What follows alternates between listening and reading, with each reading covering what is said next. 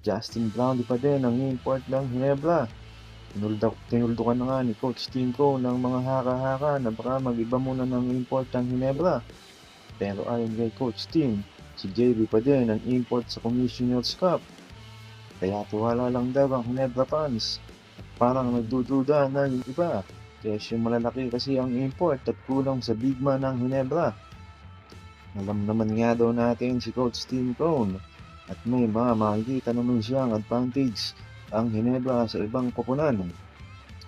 Bago magulo ang imahinasyon ng media at fans, nilinaw na ni Tim Cone ang sitwasyon sa import ng Barangay Hinebra.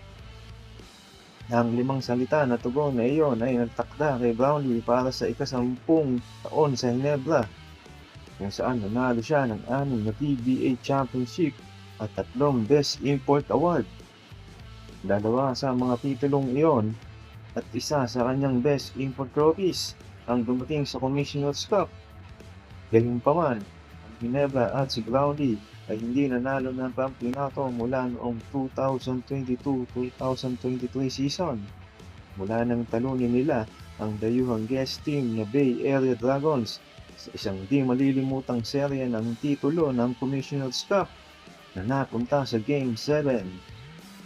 Ang Hinebra at si Brownlee ay naging 0-3 sa isang PBA Finals noon na natalo sa TNT at kay Ronde Hollis Jefferson.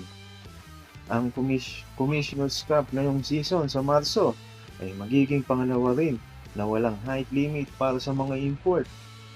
Noong nakaraang season, pinangunahan ng 6-5 na si Brownlee ang Gin Kings hanggang sa finals bago natalo kay RHJ at sa TNT sa isang Game 7.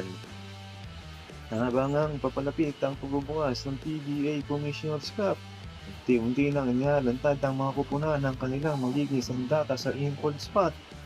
Sa ngayon, 4 na teams pa lamang ang may official na pinangalan ng import para sa darating na conference. Nangunguna ang Barangay Hinebra na muling magtitiwala sa kanilang resident import na si Justin Brownlee, isang subok na pangalan na matagal ng bahagi ng kanilang mga championship run. Ang NLEX Road Warriors naman ay kinuha si KD Lalangi, habang si James Diggy ang magiging import ng Phoenix Fuel Masters. Samantala, pinili ng Magnolia Hotshot si Terrell Brown Suarez bilang kanilang reinforcement. Napaulat na nga ang pagpirma ni former NBA na si Paul Paul sa TNT Tropang 5G. Kamusta mga idol? Sports Zone PH para sa sports news and update. Kung bago ka pa lamang dito sa channel ko, pindutin mo na ang subscribe button at notification bell para lagi kang update sa mga sports news.